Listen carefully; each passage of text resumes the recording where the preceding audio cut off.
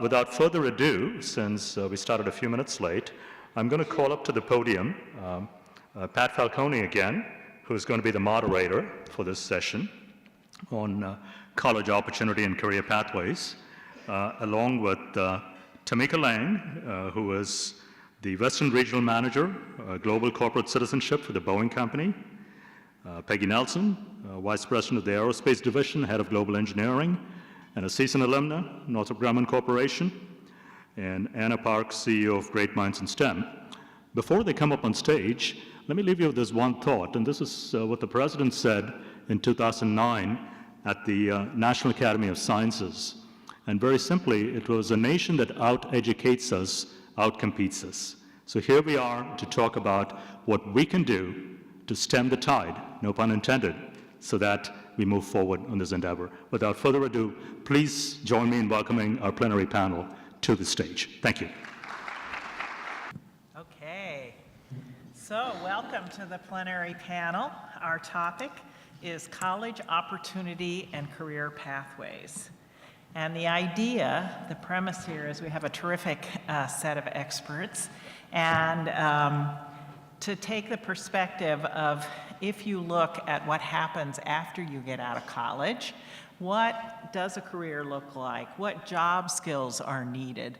What types of experiences to set yourself up for growth? So from the perspective of employers, and how do we use that understanding to guide the reform of STEM undergraduate education and of the educational experiences that go around the classroom? What kinds of experiences do we want to have these folks that are entering the career field have? What kinds of skills? I think one of the things that's really interesting when you think about the STEM issue that we've talked about is that college, which is what we're talking about, is kind of a crucial pivot point in the whole system. We have a lot of activity focused on building up to college and making college real for students and making the choice of a major. And the career is kind of a glimmer, right? There's college first, and then something good happens after that. So we've got all these kids here on campus. I know they're young adults. I've got a couple of my own. And so we've got grown-ups that are maybe not quite grown up yet. And so we've gotten them successfully out of our early programs. They're here on campus. They're flush with anticipation, but honestly a little bit frightened too. College has kind of obscured the later career. So here in this experience on campus, they need a more tangible understanding of what it's going to be like if they put up with everything here. What's it going to be like on the other side? And an understanding and more specifics about persistence. Because the truth is, there are a lot of hard classes. I think that's true for every single student. And I might add that it wasn't helpful when my own daughter called home one time from college and said to me, "Mom, you know, the people in engineering work really hard." And I thought, thank you for that, daughter.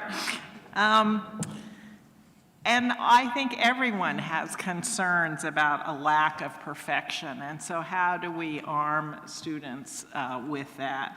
And how do we muster the motivation to get through all of those things? So we have got an absolutely terrific panel. You've already been introduced to them, and let me note also in your trusty blue packet that more fulsome resumes of each of our experts exist. And so what our structure and format is going to be is that first I'm going to ask each of our panelists, Tamika and Peggy and Anna, to give some opening remarks about sort of what their perspective, what they see, what they want to say about these issues, and some comments about programs and practices that they view as useful, as beneficial, and that want to get to you as you get ready for the breakout sessions later on. We will then have some time to take questions after that and talk among ourselves, or questions can be directed at individual people. So I think we'll go in the order that we're listed, and so I'm very delighted to ask Tamika Lang from the Boeing Company to talk first. Thanks. Thank you. First, I just want to say thank you to CSUN, the Helmsley Trust, and as well as OSTP for having us here today, and thank you for hosting this. I'm very honored to participate and be able to represent the Boeing Company at this time.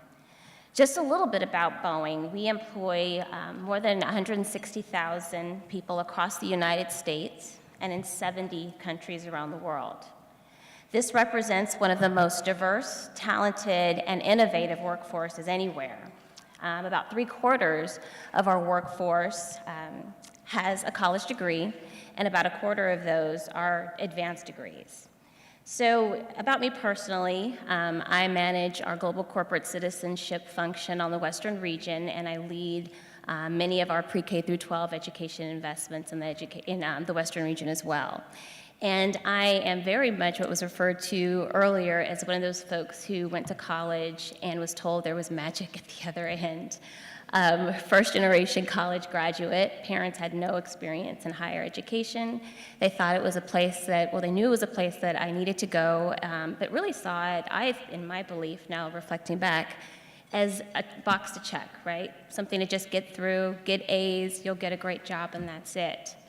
And I mention this because I think as I go through my remarks, you'll notice that this is a very, very important part of our strategy, is not only looking at the student themselves and their place in the future workforce, but also looking at the system that supports them. And I'll get to a very specific example a little bit further into my remarks, but looking at the teachers that support them, the education leaders, but also the family dynamics as well. So a little bit more about Boeing. So to that end, Boeing supports learning from early education all the way through college and career. And we believe in lifelong learning. So again, not just something where you check a box. We want to emphasize 21st century learning skills, and that includes critical thinking, collaboration, creativity, and communication in combination with the knowledge of subjects like math, engineering, and science. We also want to emphasize the need to be adaptable. And to us, this means to both acquire knowledge throughout their life and to apply it in a very meaningful way. And this is something that we've found with some of our new hires, is many of them know how to access information, but many of them do not know how to look at it in an integrated manner and be able to apply it in a meaningful way where they're able to solve a problem or to develop a new solution. So again, adaptability and lifelong learning, two very important skills. Ultimately, our ability to learn and adapt as individuals as well as institutions is the key to long-term health and longevity of our business and our communities. So in my remarks, I'm just going to talk a little bit about Boeing's perspective, again, on education in our communities, and then also talk about how that looks in the workplace. So first, a little bit about education. So as a company, we've personally invested about $176 million in communities last year, in addition to thousands of volunteer hours. So a lot invested in the education system. Our focus has been to invest in programs that foster application of knowledge in and out of school and supporting hands-on experiential learning programs. And important, and this is especially in the pre-K-12 space, the preparation and development of teachers and school leaders. The best way to illustrate this is to really talk about a couple of examples where Boeing has combined its grant investments as well as its volunteerism and also student engagement. So one organization that we are very proud to partner with, it's called Iridescent, and it's a nonprofit organization based right here in Los Angeles, a national organization. But what they have done is started at the university. So they teach a course to up-and-coming engineers at the university level about how to teach engineering to kids. So in this course, it's over a full semester. They really learn how to teach engineering, and they develop projects that students can encounter in different design challenges. They then take these design challenges and actually lead family science nights. So it's not only engaging the student, it's engaging their parents or their caretakers, and it's also engaging the school, and it's also engaging that university student, because as many of you know, you really know that you understand a concept when you're able to explain it well and in an understandable way to others. And this goes back to that generational, for our first generation college attendees, and really emphasizing their families. We have found through this program that many of the parents are telling their kids, they're going through this engineering design challenge, and of course the facilitators are saying, okay, the first prototype you come up with might not work. The first idea you have might not work, and that's okay. And in many of the schools that we work in, we have a translator, many times a Spanish translator, and the translator is telling us, the parents are telling them, just go up there to the facilitator, figure out what you need to do, let's do it, let's get it right, and let's show that we could do it the best. And so being able to tell parents, no, it's not about getting it right the first time all the time, it really is helping them through that experience, through experimenting, through making mistakes, through failure, and that's okay, and teaching persistence. So it's some of those softer skills that we are finding not only the pre-K-12 level, but also at the higher ed level. So after they do these design challenges with the college students, we found that it was meaningful also to engage some of our professionals. So again, working at the university levels with those students, bringing our professional engineers in, working with the pre-K through 12 students, and coming up with these design challenges, and then offering those opportunities in person, and then also online. So the online website for that is actually, it's called the Curiosity Machine, if you can do a Google search of it. But some very innovative design challenges where students can document their process, get feedback from our engineers. Highly recommend that you check it out, and also it's something that you can refer to your students in your classroom. So that's one example of something that we do, partnering with colleges and universities that incorporates pre-K through 12. Another program that we do at the high school level, we have a very extensive high school internship program, and also at the college level, a very extensive college internship program. And something that we've also done over the past few years with our colleges and universities, we used to have a portfolio of about 200 different colleges throughout the United States. We've narrowed that down actually to about 50 over the past couple of years. And the reason being is we found that it takes a lot of investment of time to develop meaningful relationships with colleges and universities. That incorporates the research aspect, that incorporates recruitment, and also incorporates continuing education for our current employees. Many of those partnerships, actually quite a few, are highly represented here within the state of California. We're very proud to say, as someone who actually is based here in the state, and are doing some amazing work. An example of that is actually at Cal State University Long Beach, where we have a Boeing technology lab where we have full-time employees that are on the campus as their office, and they work with a little over a dozen Cal State Long Beach students on research that impacts not only the work that the student is doing, but also impacts the work that we're doing on the commercial side as well as the defense side of our company. So again, an example of the kinds of partnerships that we're looking for in higher education, especially as we narrow down the lists of colleges and universities. So a little bit about what that looks like in the workplace. And the reason we emphasize innovation, creativity, as well as those hardcore STEM skills is for products, for example, like the 787 Dreamliner. It's a perfect combination of creativity, design, and technical excellence. It required a team of individuals with the ability to analyze human perceptions of space and comfort, while also considering the cost and feasibility of creating, fabricating, and installing a functional lightweight interior to match the lighter composite structures of the plane to reduce fuel consumption and therefore emissions by 20%. Another example of this is even in the fuel that we're using. In the development of sustainable biofuels that are technically feasible, able to be mixed with petroleum-based jet fuel, while also produced from renewable sources that don't compete with food crops for land and water. So through this work, we are investing in ways to create agricultural solutions to produce biofuels that only improve our environmental footprint, but also have positive impacts and community development impacts in places where these renewable resources are cultivated. And so it's these kind of innovations that require individual contributors to have the ability to understand and accept solutions outside of the norm, are able to think creatively and innovatively, and communicate ideas effectively to a team of people that can include engineering, design, finance, environmental science, community development, even art. So collectively, these folks mapped out the larger context to define a set of challenges and strategies accurately so that potential technical solutions could be defined and executed successfully, leading to innovation. So really, at the end of the day, it's about an integrated way of educating students who have the capacity and skills to learn and apply knowledge through their lives so they can contribute to their work, to their communities, and ultimately to the world. Thank you.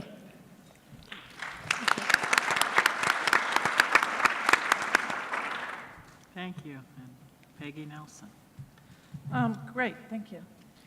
So I started off actually as a math teacher, and it was through a program here at CSUN that brought teachers and other professionals in the math and sciences back to the university or back into CSUN in order to train us in engineering. And that was in the 80s timeframe. When I first started at Northrop, when I was ordering my parts as a young designer, the question I would get from the people at the supply companies would typically go something like this: honey, can you have the engineer call me?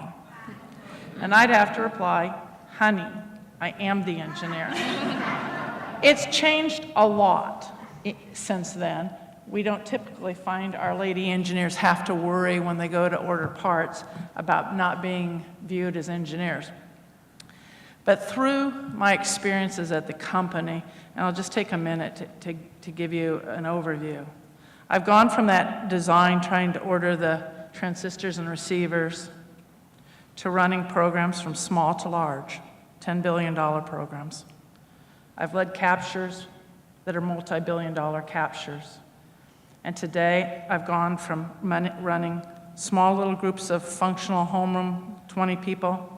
Today, I run an organization that's 9,000 engineers strong.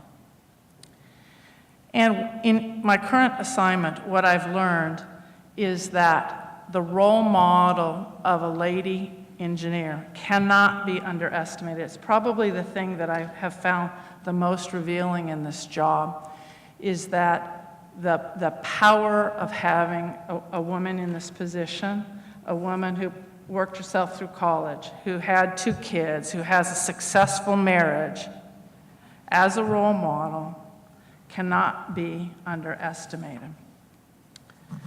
So what we run at Northrop in my organization, like most major corporations, is we identify our high potential leadership. We do that obviously at the level of folks who are at that vice president boundary, trying to get to be a vice president, or at the director boundary as well. But we also go very deep in our large organization of looking at talent and what we need to do for that talent, and understand where that talent has come from and what has led them to their success. One of the programs that we run is the identification of that talent in the 3 to 5 years, so pretty recently out of school. And we look at them and their demographics of why they've been successful, and then start working with them to grow their careers. So what I'd like to do is to spend a few minutes sharing with you some of their demographics that have led to success and recognition 3 years into their career. So they're 20-something years old. They are electrical engineers, aerospace engineers, mechanical engineers, and computer science engineers. We have limited physics, math, chemistry, and structural engineers, but the propensity of them are electrical, aerospace, mechanical, and computer science. They have BS degrees. Interestingly enough, 80% of them have masters or are going for their masters. So the higher education in their success is real important. These individuals were not selected because of their education, but because of what they're accomplishing in a very short period of time for the company.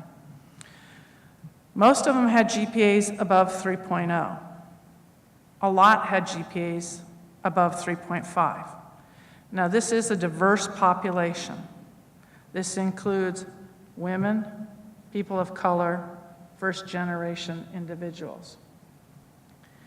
Greater than 80% of them interned somewhere within their college education. A large percent were tutors or TAs, graders or researchers. And a large percent had received some award, be it GPA or be it a social award in their tenure at the university. We asked them, what was most helpful in preparing you for the success that you've already accomplished? They said their technical classes, their group design projects, and they talked about that hands-on experience, not so much from the design standpoint as from the people standpoint. How to learn to work in a team environment, because at a corporation, you work in a team environment. And so the learning that came from that, including, they said, how to deal with slackers who don't carry their share of the work on the college project. Sounds like real life, right? Their internships were critical to them. Their hands-on design clubs, many of them actually joined clubs that allowed them to do more hands-on design, as well as leading other clubs. So they're starting to differentiate themselves by the social work that they do in leading. They had to learn time management, and they did that through their university work. Another real important one, which I'll talk about later, is how to ask for help. And that transitioned from their college into their work environment.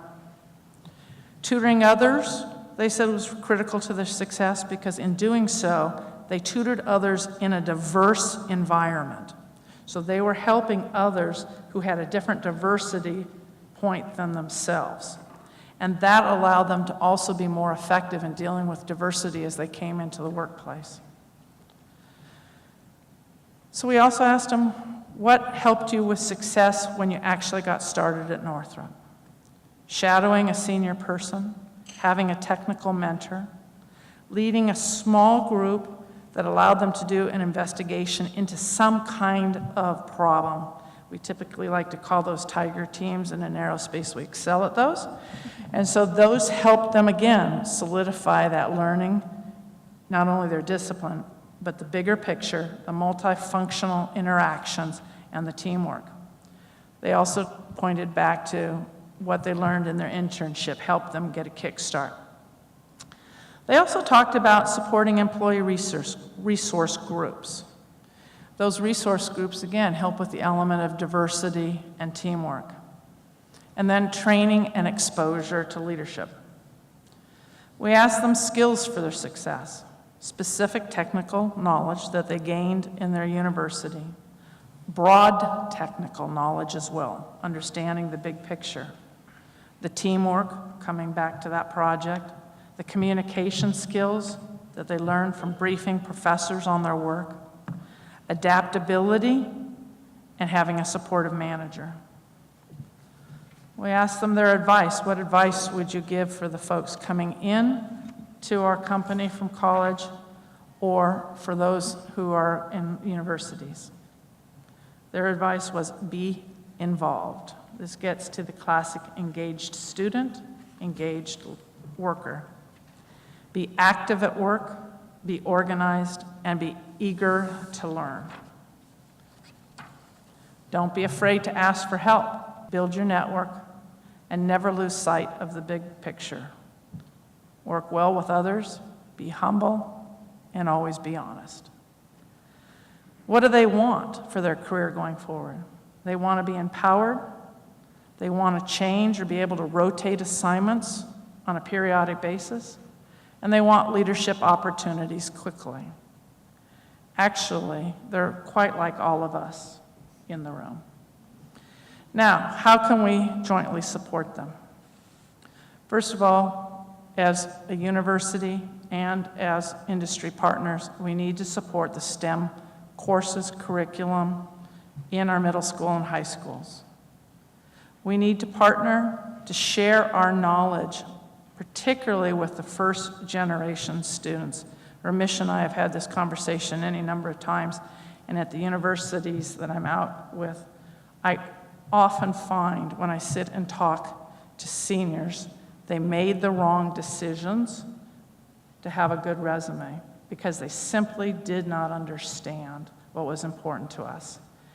Particularly first generation students, where parents can't really give them the benefit of that background.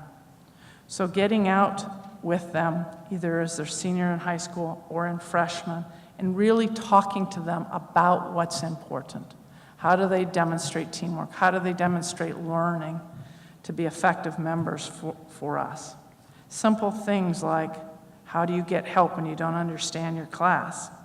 Is it more important to take a longer period of time to graduate, or is the GPA more important? They don't understand those trades. Now, you heard me talk about those high potentials and the GPAs. I didn't once talk about how long they took to graduate, and it wasn't 4 years, okay? So wrong decisions get made from lack of understanding.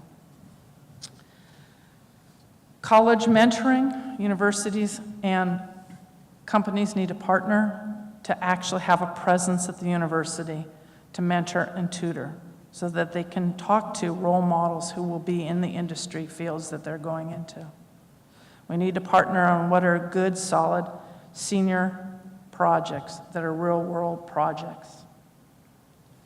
We need to partner with the teachers and the professors on creating internships. We also need to partner with the government, quite honestly, on internships. In an aerospace company, most of our work is government funded, and we need to partner with the government to understand the value of internships on the programs they are asking us to do on their behalf. Those internships, you heard, led to a lot of success. This coming summer, we will have, just in my sector, in my engineering group alone, 600 internship opportunities. We also need to create more internships at that high school boundary. That allows the student pretty quickly to understand engineering so they have a chance of being successful as they go into the universities. And we need to work with the government so that the government understands the value of knowledge transfer. We in aerospace are an aging workforce. The workforce coming up, as you heard, is not deep enough to support our industries. And knowledge transfer becomes critical in that equation. We also need to provide summer internships for teachers and professors. We've done this for several years, we'll continue to do this. What we find is, particularly in the grades 6 through 9, the teachers in the STEM disciplines really don't understand what an engineer is or does. And so bringing them in for the summer and putting them on a weekly rotation program where they see each of the disciplines and each of the areas, they actually learn what engineers do, and they also then create networks for themselves. So guess who they call in the spring when they want somebody to come in and talk to their class about what an engineer is? That network that they created. Those are opportunities where teaching and industry can partner together. We also need to really concentrate on our women and people of color. We are just not there as an industry to where we need to be, and we're not there at the university level. We're losing them in the high school level. So that is a pipeline collectively we have to work with. In a workforce, we also have to keep our women in the workforce. We also lose them as they get into their childbearing years, and they have a hard time juggling all of that together. And so we need to provide them the role models that say how to do that and do it effectively. We need to work with professors to build that network to bring the students forward. We need the professors to be out at events like SWE. Huge opportunity, and we need those kind of relationships at the big events where we have diversity. I think we also need to understand the public school funding sources. Public universities are struggling to close the budget equation. It's particularly bad here in California. And we need to understand that equation, because what is resulting in the equation is universities are looking to students who can pay more to start closing that budget equation. And that means there is a population that is qualified that doesn't get into the local universities. And we need to understand that more deeply and work towards solutions for that. I hope from what I've talked to you about the workforce that's coming in, the elements of success, that you understand there is great opportunity to be very encouraged. The workforce today is enthusiastic. They want to contribute to make the world a better place, to make our nation a safer place. And so there is a lot to be encouraged about. We really are in great hands with this new generation coming in to our industry. And I hope you also see we jointly have a lot to do. Thank you.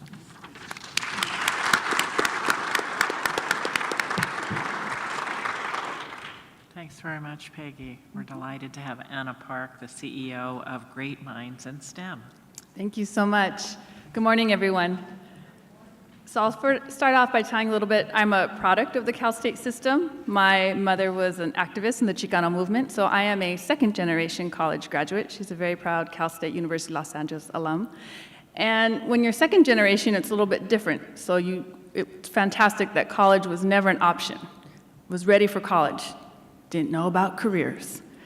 I ended up going to UC Berkeley, got on campus, and realized quickly, back then we didn't have the acronym STEM, but I was not science and math ready.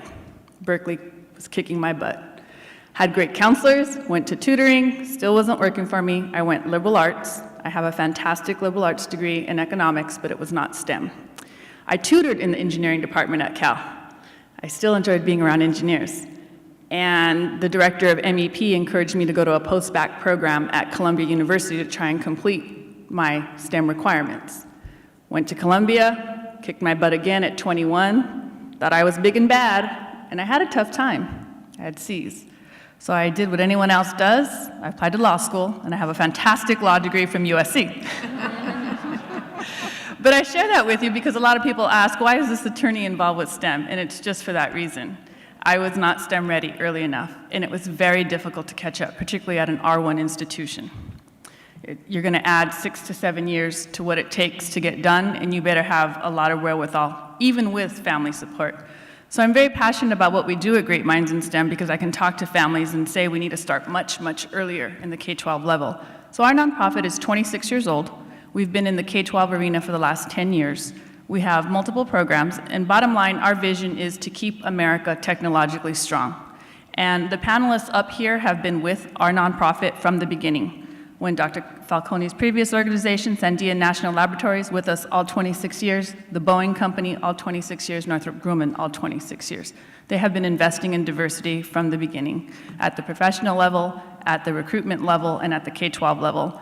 Boeing and Northrop Grumman are both part of our K-12 initiatives, and very proud of that. Thank you.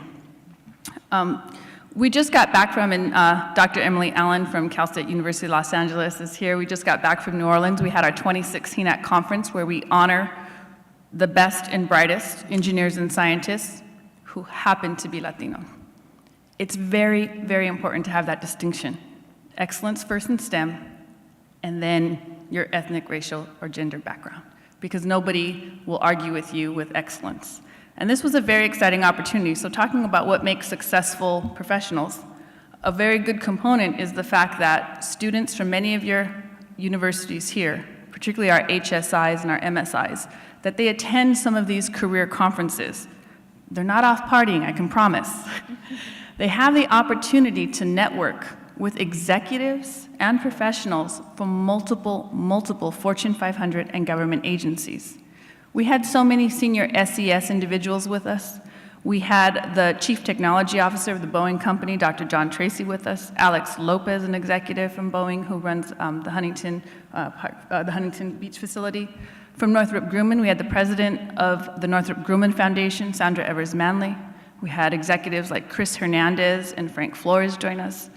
So you have the opportunity to have your underserved students get to meet very high-ranking executives, and they can see that these companies back up what they say about diversity. And there is a process and a pathway there. They also get to meet the large teams of professionals who come specifically to offer them internships and recruit for them. And what's exciting when they go to these conferences, which are around the country, they also get to see their competition nationally from other R1 universities.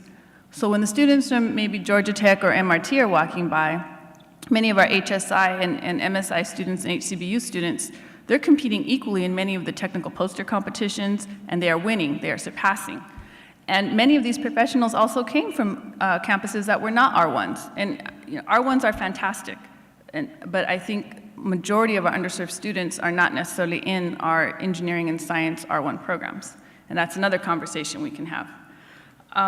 So I want to really encourage when your students come and ask, we gave $120,000 in travel grants to students because we know it's very difficult to spend time fundraising.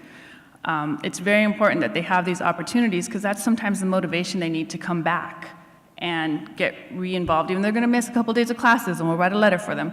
But it's very important because they need to get that re-motivation to come back and do the rigor that it's going to take.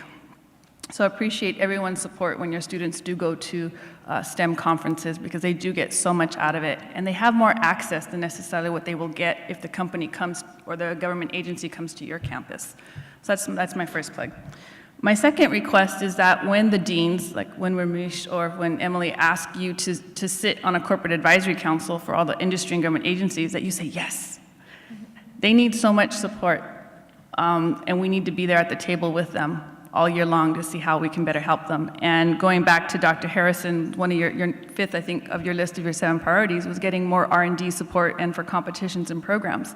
This is where government agencies and corporations, we can help. And as a nonprofit, we can also help support and navigate that with you because we need to fund the Baja challenges, the ASEE challenges. There's so many competitions out there, but you need funding for travel. You need the team to have the ability to do the additional work, materials. It costs a lot, but every additional $10,000 or $20,000 that can go to support these teams really goes a long way to go with everything that Peggy and we were discussing. And our students need to be involved there, especially our minority students. They're really great to have that opportunity to be in competitions and problem solve. Because what our companies and government agencies are asking our students to do is not found in a textbook. It's so complex. They need to be able to problem solve and work in teams. Another area I'd like to discuss is helping our students receive DoD security clearances much earlier.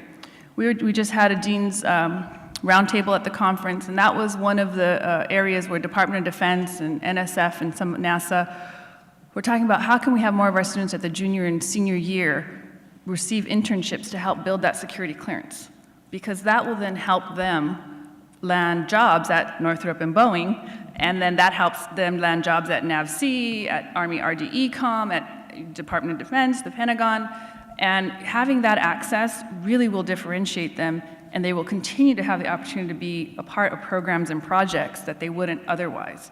So how can we together educate our students, even from that freshman introductory course and the sophomore, about this whole opportunity pathway there, so we get them ready, and then that will then help their career path and trajectory, and that part would just be really exciting.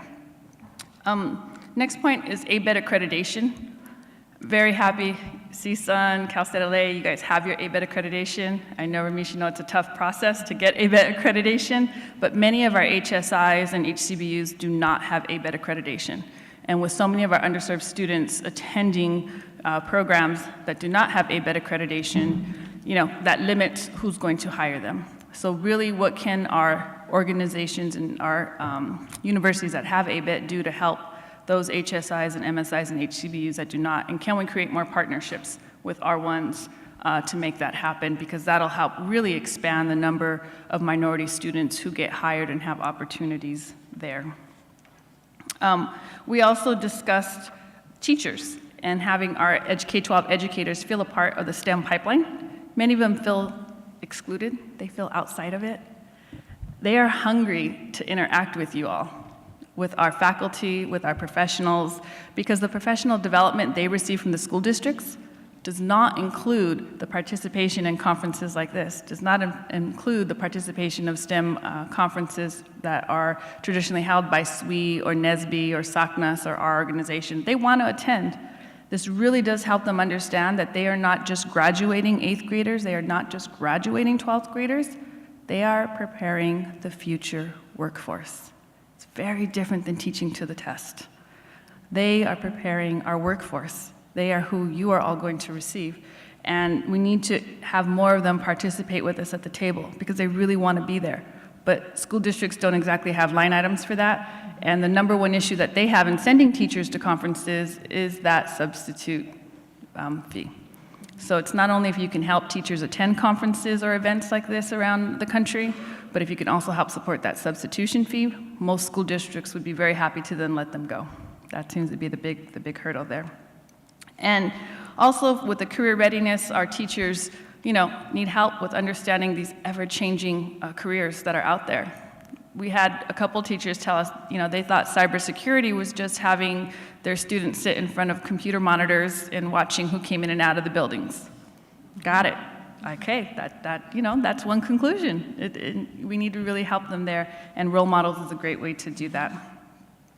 The last two I'll just discuss are, again, we talked about collaborations. The Department of Defense has supported our organization for the last 6 years with our STEM Up initiative. It's a 20-school program here in Boyle Heights in East Los Angeles, where from kindergarten through high school to Cal State University, LA, we have been working to feed and increase the number of students that go into STEM majors. And very happy to talk to anyone about that program. DoD just committed to expanding it, so we are going to be coming out with our external report on our 5-year study. We just got permission to do that. We had a roundtable in New Orleans where we were at, and we're very excited to share lessons learned. A lot of things we had to do some readjustments on, but inherently a lot of the components that we thought were right on are doing great stuff, so very excited about that. And last but not least, to mentoring and role models, we have just acquired the nonprofit MentorNet. And Back to Mentoring is now part of the Great Minds in STEM family. And we just announced that this week, again at our conference in New Orleans. And we're excited to offer a platform for professionals to have the opportunity to mentor our students of every background, gender, race, ethnicity, to have the opportunity to link up with a professional. And there's many points where they can connect, right? It's a platform for them throughout the year. And it's important that at the right questions, they have the right person to help them, whether it's a particular project, dissertation, or a particular point when they're maybe feeling like I'm not ready to keep going, that they're matched up with a good mentor to get them through those moments while you're working to get to your career, because that'll make all the difference in the world for your partnership with your university, your partnership with where you're going. And I use the word partnership because each student that graduates from our campus is the future workforce for the people on the panel. And as a nonprofit, we are nimble. We're able to work with multiple types of organizations. So we're here to help serve you, our academic institutions, our corporations, and our government agencies, and our school districts. And so utilize us. That's part of our mission and our vision. We are public entities. We answer to the public, and it is our job to make sure we are keeping America technologically strong at Great Minds in STEM. And so I'm excited to be here. I thank you for your time, and those are my opening remarks.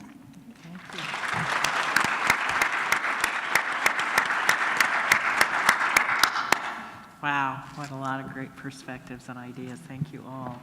I think I was told we could go past the scheduled time a little bit. So if there was a question or two to stir up some discussions. So a lot of our teachers that we get to work with, we just held a teacher institute where we had teachers from Louisiana, Texas, California, and the Washington, D.C. area, and convened them. Texas has not adopted Common Core. So it was interesting to hear the discussions about what they want to do. But they are really enjoying getting their principals behind supporting their ability to do more hands-on activities.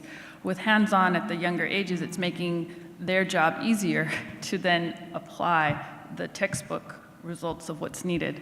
Not all of our school districts, though, have caught up with what our teachers and principals want to do. there's a lot of disconnect there just depending, the larger the district, the tougher it is. So whether you're talking about LAUSD, it's not to pick on any one particular school district, but they're just such large behemoths. I mean, it's hard to imagine they deal with billion-dollar budgets, so it takes time. So I think if all of us in the room can help support them at the teacher level and walk right through the front door of our schools and do what we can to support them with the hands-on part, makes a big difference when engineers and scientists come and can spend the day and help deliver with volunteer hours those activities and the principal support. Then the administrators can help us balance what's happening at the much larger school district level.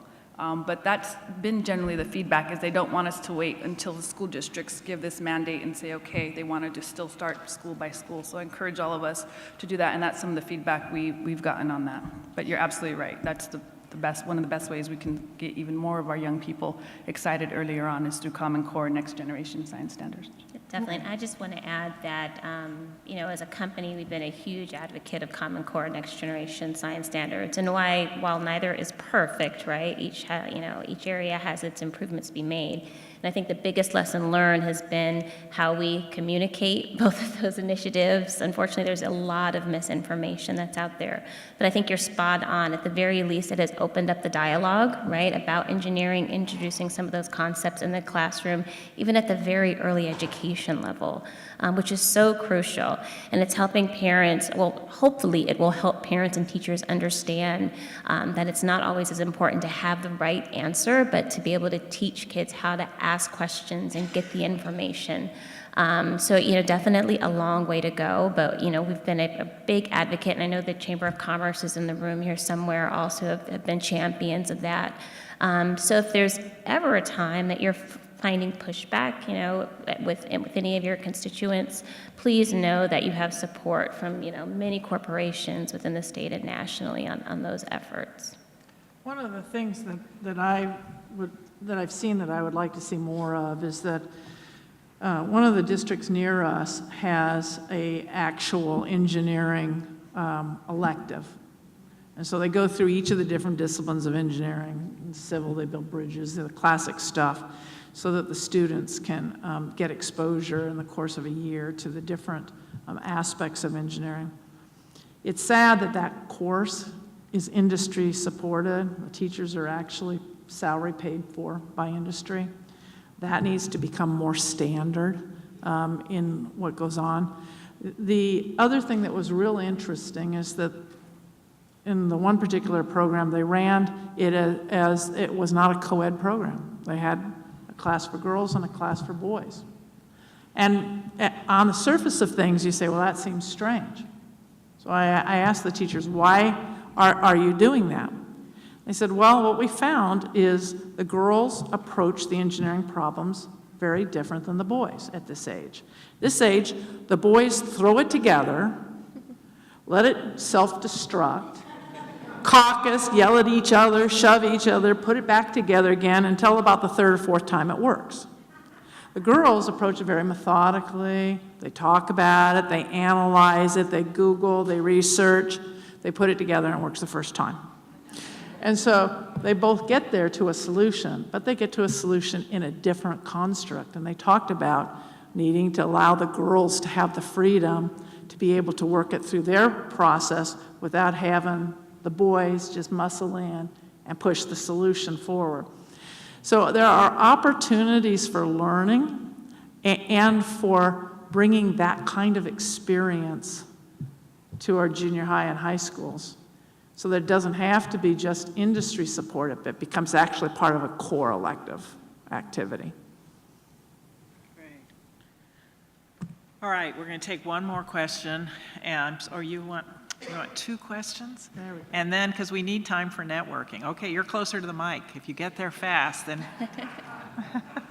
then you can wait and tee All right, up. my name's Todd Remote. I'm the senior manager at Northrop Grumman for test engineering and reliability. I say senior not because of my position, but because of my age. Our workforce is aging, and we need to bring younger engineers into the fold. I do a lot of outreach. I go to middle schools to give speeches about engineering, demonstrations, and I think it's the middle school kids that we have to get to think about where they're going, that age. And I target schools that are populated with underserved populations, because I think it's an area that we're ignoring. There's so much potential there that we could grow. And I'm a hiring manager, so I'm on this pointy end of trying to diversify my organization. And I would like to say that I die for the demographic that this panel represents in my staff. But I want to know that, I want to see what the panel thinks about how we implement or fund internships and co-ops. Because in the end, most of us work for a business. And we work on government projects, and there's a budget. So as a hiring manager, I come in, I say, I've got 5 interns that I want to put on projects. I've got a co-op, and I need to, but then the programs will push back and say, we don't have the budget for this type of thing. So since there's an industry government panel here, we have to look at how we partnership on that. That's an important thing for the industry and for who we as private companies work for, right? So that's my question. How do we approach that? Internships. Yeah. Why don't we collect this, at least this next question, and then we'll have just a final set of answers and people can answer whatever they'd like. How's that? My question, by the way, Asad Madni, UCLA. My question is kind of simple. I just came back from the 50th anniversary annual meeting of the National Academy of Engineering.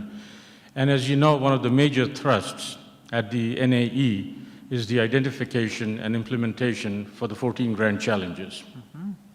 And as part of those grand challenges, learning experiences and new forms of education is extremely important. If you look at the website, there is a video on STEM.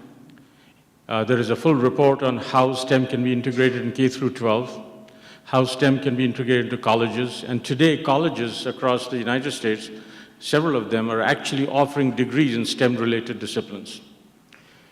You talked about young girls, and there is a whole program that the NAE has launched called Engineer Girl. So my question is, since what they're trying to do and what the rest of us are trying to do here is really the same focal point, have your respective organizations been involved with the NAE? And if not, I think it might be just a very wonderful opportunity to tie in with that organization. Great, thank you. I'm very honored, first of all, to be in this room with such talent and such brilliant women power.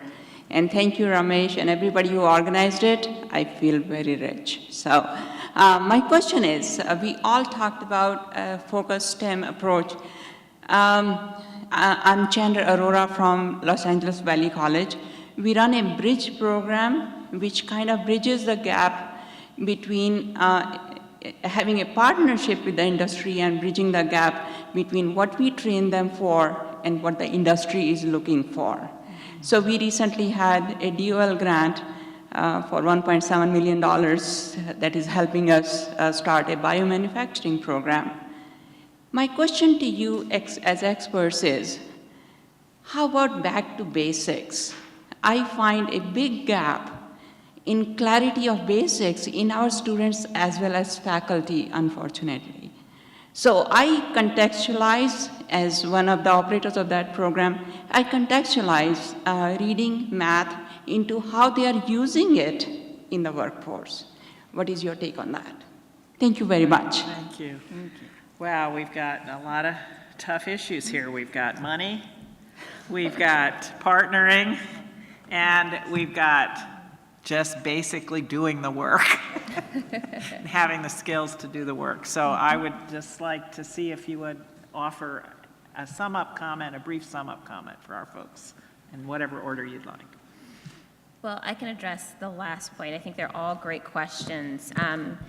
I think that's part of the reason, the point that you brought up, I think that's part of the reason why we've chosen, and I think many of the Northrop as well, has chosen to invest a lot in teacher professional development piece, right? Because if those teachers, if it's at the elementary, middle, or high school level, are not comfortable with the content, then it's very difficult for them to foster excitement and interest with their students. So that's something that we've done, and we've also partnered with universities to help us with that effort. So I'm thinking specifically with Loyola Marymount University, their Center for Math and Science Teachers.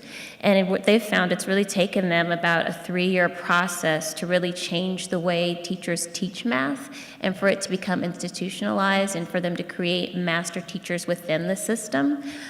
3 years for them to get that culture going, and which creates sustainability for the district, right? Because we know that's another big issue is sustainability and scalability as we're doing teacher professional development.